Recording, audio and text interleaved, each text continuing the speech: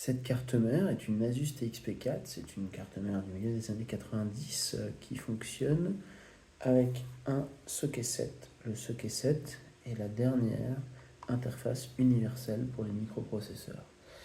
Il y avait plusieurs marques qui pouvaient fabriquer des processeurs compatibles et à l'époque quand vous achetiez une carte mère, vous n'étiez pas obligé de choisir une carte mère compatible Intel ou une carte mère compatible AMD.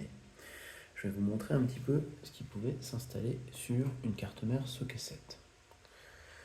Bien entendu, vous pouviez avoir le fameux Pentium première génération, également le Pentium MMX, son évolution, qui est apparu quelques années après, mais vous aviez également chez AMD le K5 première version et le K5 seconde version.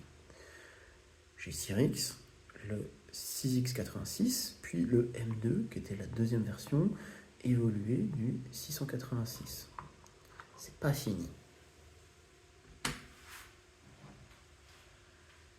Chez AMD, toujours, vous avez ensuite eu le K6, le K6-2, le K6-3 et le K6-2+.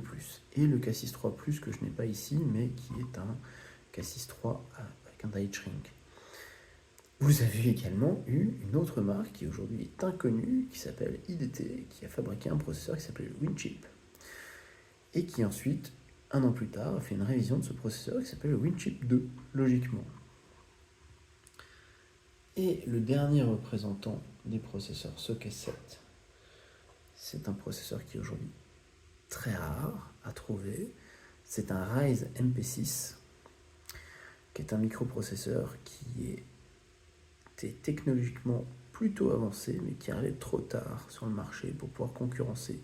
Il est arrivé à une époque où le marché avait déjà quitté la plateforme socket 7. Si ça vous intéresse, si vous voulez voir d'autres vidéos, abonnez-vous.